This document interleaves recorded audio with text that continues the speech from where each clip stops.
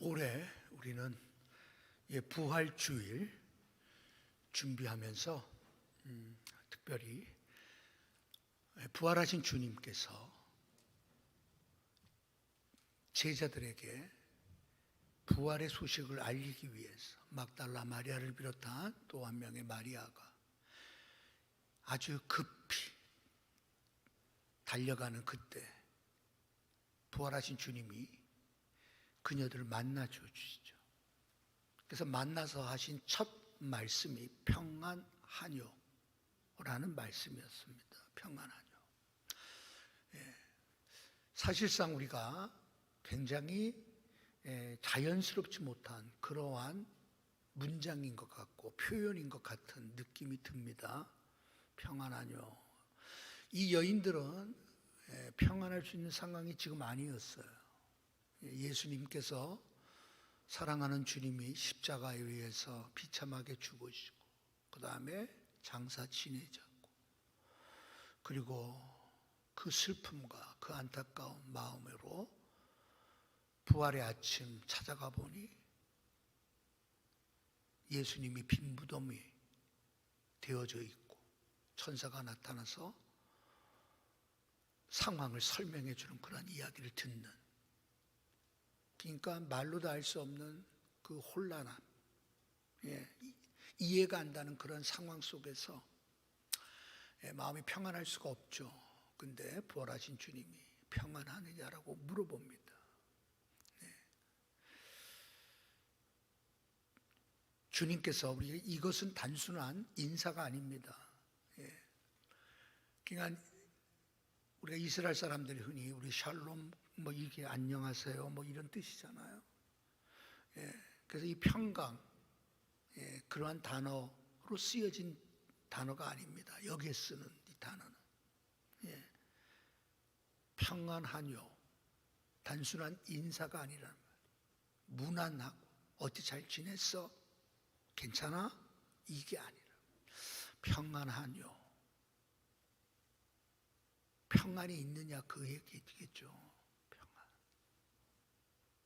그래서 여기에 쓰여진 단어는 기쁨을 의미하는 단어로 쓰여집니다.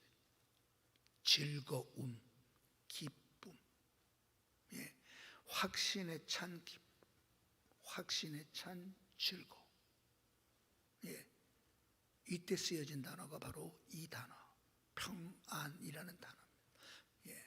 그러니까 단순한 인사가 아니라 무난하는 게 아니에요. 그러니까 우리가 이걸 모르면 왜 갑자기 이 말씀 평안하뇨? 라는 질문에 의아하게 생각할 수가 있다 이 말입니다. 자, 그렇다면 주님께서 첫 말씀이, 첫 음성이 평안하뇨라는 말입니다. 평안하뇨. 자, 여러분들 평안한 삶과 편안한 삶 둘 중에 하나를 고르려면 여러분들은 어떤 걸 고르겠습니까? 발음은 비슷합니다. 평안한 삶과 편안한 삶 둘 중에 하나를 고르라면 여러분은 어떤 걸 고르시겠습니까? 편안한 삶을 싫어하는 사람은 없습니다. 그렇죠? 일전에 우리 노회 진경 노회장님 모시고 같이 의논도 하고 이렇게 식사 대접도 하는 가운데서 이제 이런 이야기 끝에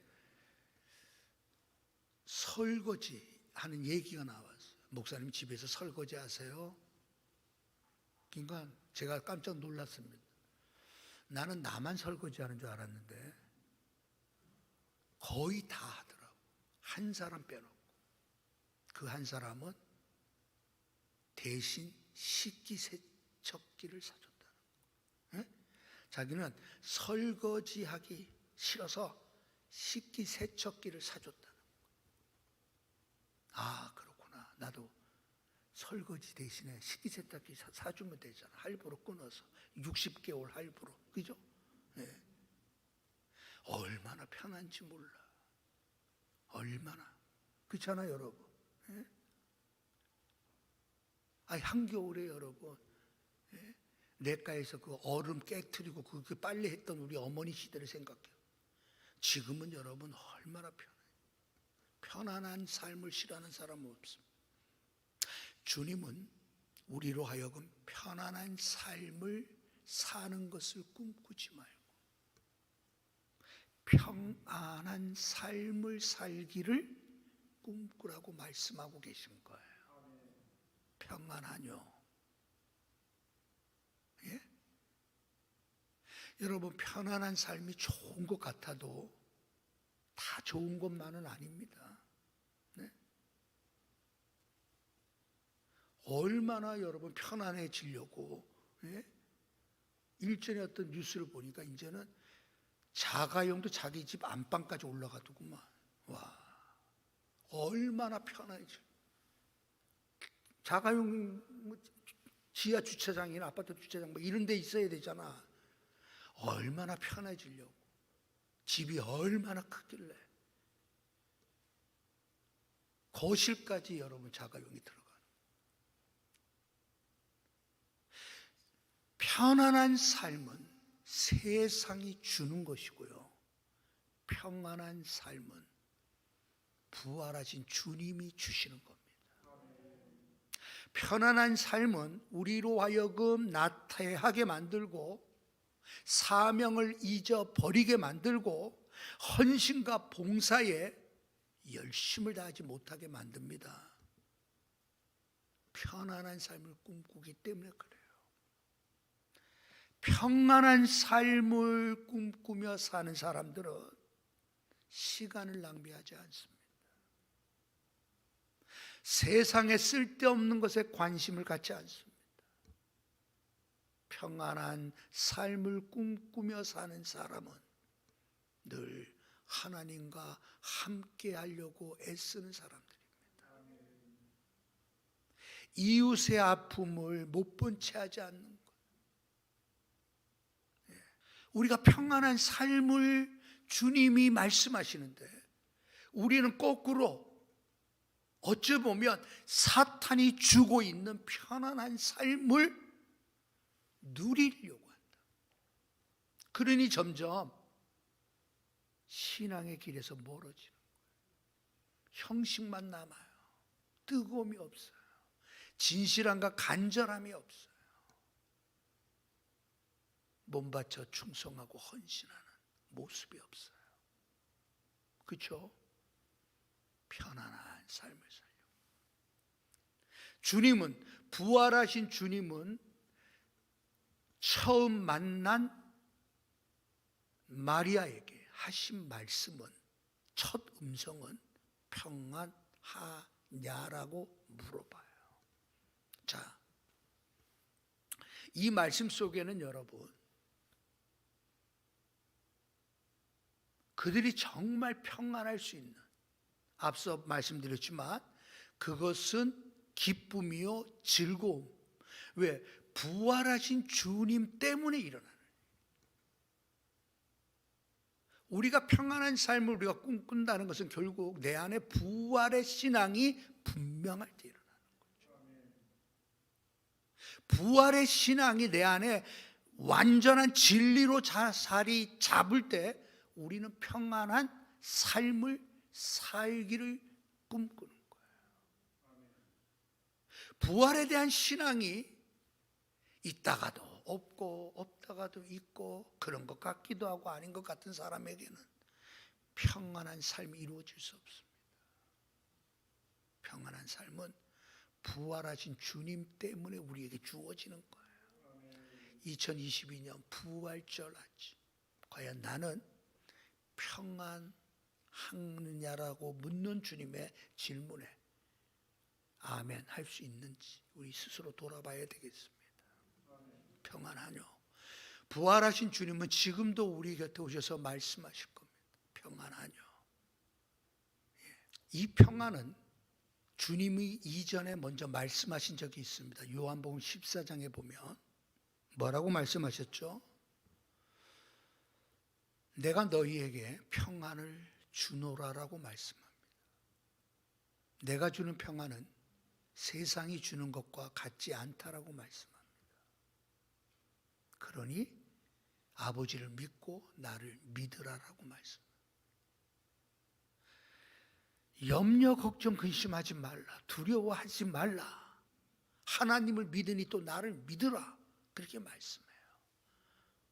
내가 너희에게 평안을 주신다라고 말씀할 때 주님은 지금 십자가에 못 박히기 몇 시간 전에 하셨던 말씀입니다.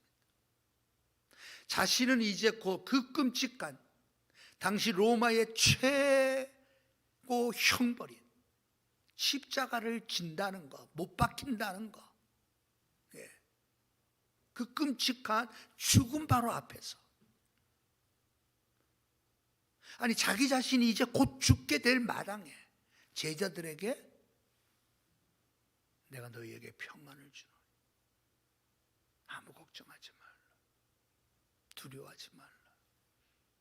하나님을 믿으니 또 나를 믿으라. 여러분, 그렇게 말씀하신 분이 주님이세요.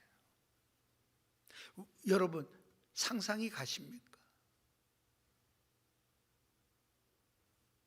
아직도 죽음이 한참 남았고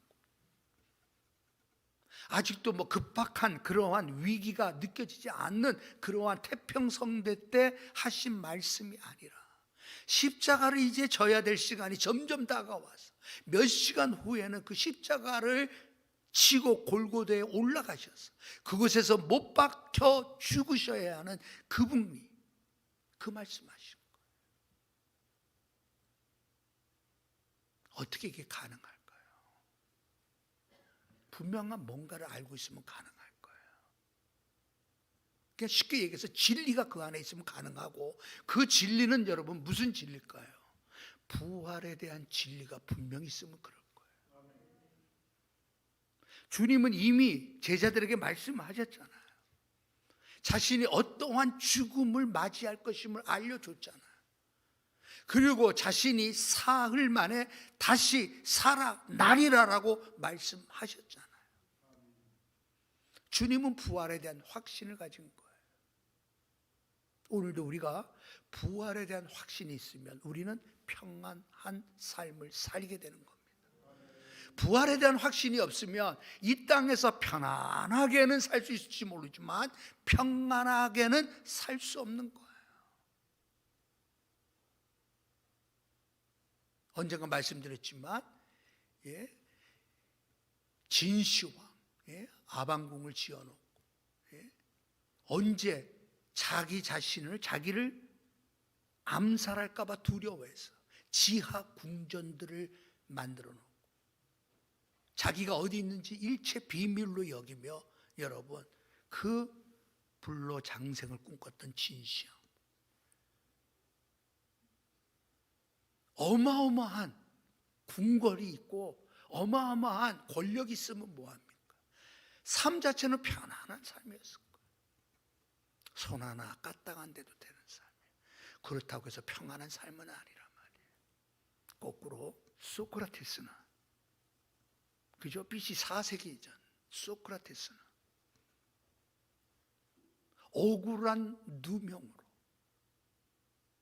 그는 사형 선고를 받고 독배를 마셔야 할 때 그는 아무 저항 없이 묵묵히 독배를 마셨던 소크라테스를 생각해 보세요. 쉽게 얘기해서 평안한 삶을 사는 사람은 죽음조차도 두려워하지 않는 거예요. 왜? 그 다음에 대한 확신이 있으니까. 그 다음에 내게 어떤 일이 일어나는지 알 수 있습니다. 그래서 여러분 그 자기의 존경하는 스승 소크라테스가 그렇게 죽음에 태연하게 묵묵히 자기의 죽음을 받아들일 그 모습에 감동을 받은 제자 플라톤이 질문을 던지죠. 죽음을 연습하라. 플라톤은 여러분 큰 충격을 받아요. 아니 어떻게 사람이 저렇게 죽음을 맞이할 수 있을까? 나도 과연 저런 죽음을 맞이할 수 있을까? 죽음 이후에는 어떤 것이 존재할까? 그의 머릿속에는 온통 죽음에 관한 것으로 가득 찼죠. 그 스승의 죽음, 곁에서 가까이서 스승의 죽음을 바라봤던 이 플라톤은 그의 삶 전체가 뒤바뀌어 버리게 돼요.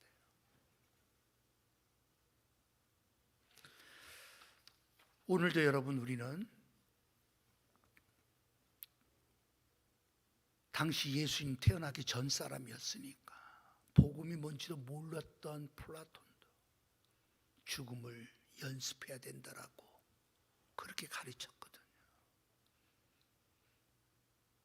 죽음을 준비하지 않는 삶은 내 생에서 또다시 영원한 죽음의 감옥에 갇힌다라고 그는 그렇게 본 거예요. 오늘 여러분, 우리는 기독교적 입장에서 기독교인이라면 우리는 여러분 죽음을 준비한다는 것은 부활을 준비하는 거죠.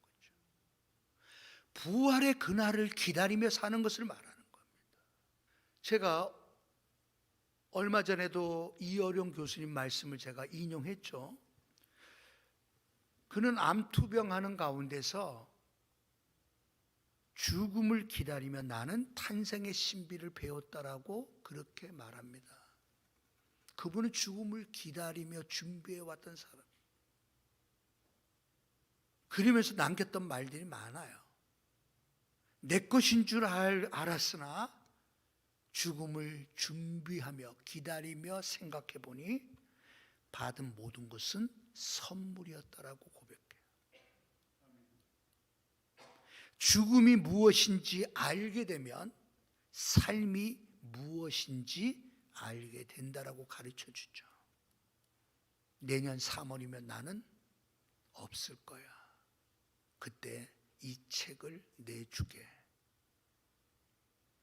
그의 말처럼 3월에는 그는 없었어.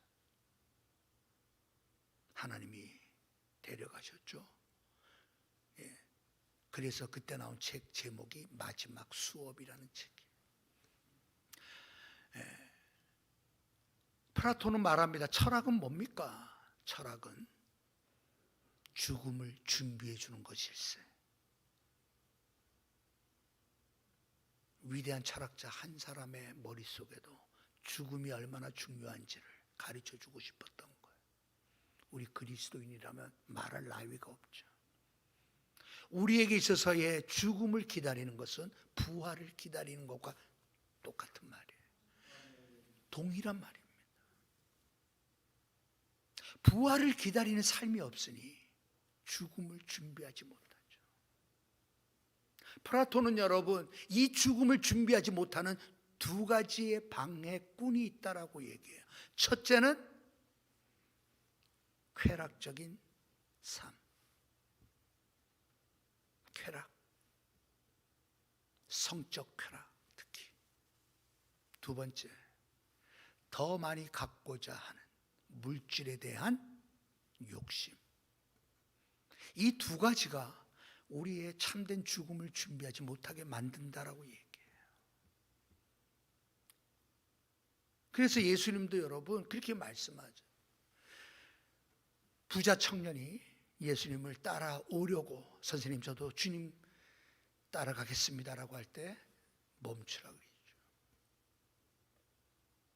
내가 있는 많은 거 그걸 팔아서 가난한 사람에게 나눠주고 그리고 나를 따라오라고. 왜? 그 상태로는 안 되기 때문이에요. 여전히 세상이 좋아 쾌락 속에 사는데, 여전히 돈밖에 모르고 돈에 완전히 내가 여러분 사로잡혀 있는데 어떻게 죽음을 준비해?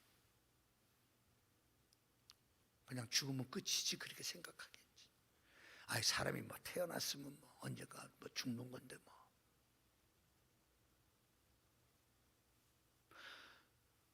이여론 교수가 제자에게 인터뷰하는 내용으로 이렇게 쓰여진 책이거든요. 그러면서 진실의 반대는 뭔 줄 아는 거. 진실의 반대. 선생님이 말씀하셨잖아요. 진실의 반대는 거짓이 아니라고요. 그래. 진실의 반대는 망각이야. 잊어버리고 그냥 덮어버리고 생각지 않는 거, 그게 바로 진실의 반대라고 그렇게 가르쳤다. 너무 멋지더라고. 우리는 진리를 여러분 그냥 대충 덮어놓고 사는지도 몰라. 기억을 안 나. 주님께서 평안하뇨라고 물으셨던 이 말씀의 의미를 우리가 늘 기억하며 산다면 우리는 진실이 사는 거죠. 그러나 기억하지 않아요. 그냥 덮어둔 채로 산다면 우리는 거짓의 삶을 살고 있다 이 말이에요. 주님 오셔서 말씀합니다. 평안하뇨. 평안하뇨. 부활 때문에 우리는 평안할 수 있다 이 말이죠. 부활의 사실이 믿어지니까 여러분 우리는 평안하단 말이에요. 칼럼에도 여러분 피천득 시인의 그 부활절, 그가 드렸던 기도가 너무 멋져요.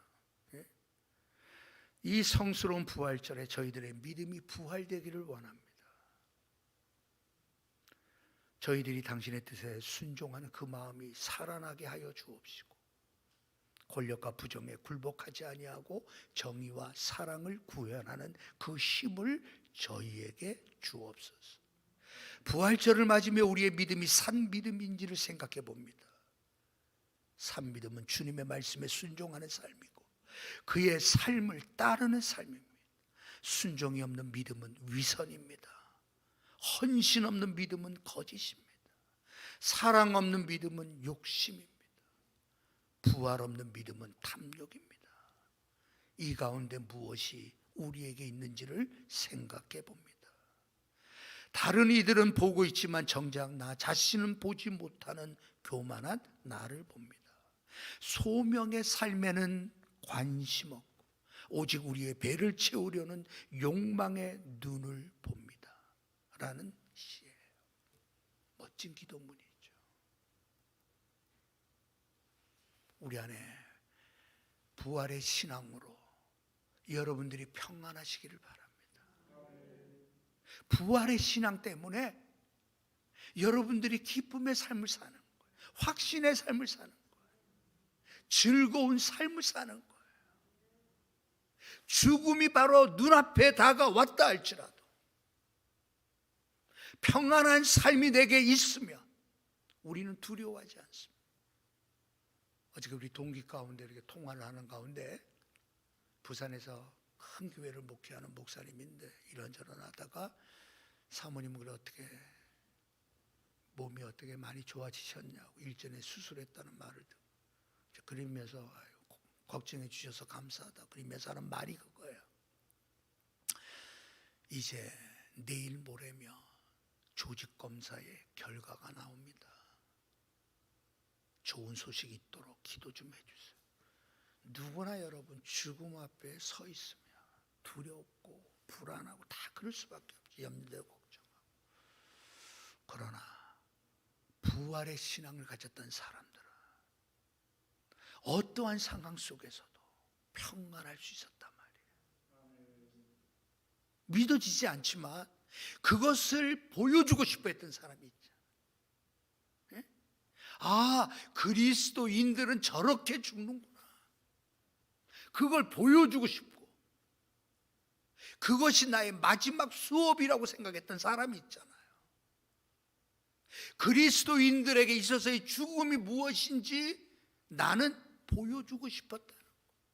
아, 저렇게도 죽을 수 있구나. 저게 기독교의 죽음이구나. 그래서 여러분, 그분은 암투병하면서 그 모습을 남긴 거예요. 여러분, 그 모습을 봤던 사람들은 가슴속에 잊혀질까요? 플라톤도 스승이 여러분 그렇게 죽음을 맞이하는 모습을 잊지 못해. 그가 쓴 여러분 플라톤의 대표적인 저서가 뭐예요? 대화록이라는 책이죠. 장장 36권의 대기록이 여러분 저서로 남았어요. 누구를 위해서? 스승을 위해서 쓴 거예요. 스승이 말하고 스승이 가르쳐줬고 스승이 보여줬던 삶, 이것입니다라고. 그래서 여러분 그 36권에 해당되는 어마어마한 분량의 대화록을 쓴 거예요. 부활하신 주님이 내 안에 있다면 예수님에 대해서 우리가 얼마나 할 말이 많은 거예요. 정말 내가 보여주고 싶은 것들이 얼마나 많아야 될까요? 내 삶에 부활하신 주님 때문에 내가 써야 할 글이 있다면 우리는 플라톤보다 못할 리 없겠죠. 부활의 신앙으로 여러분 다시 부활하게 돼. 그 시작은 회개입니다. 회개 없는 곳에는 부활이 있을 수 없어요. 회개하는 삶에 부활의 은혜를 주십니다. 나의 탐욕스러웠던 것 회개합니다. 세상 쫓았던 나의 쾌락의 삶을 포기합니다.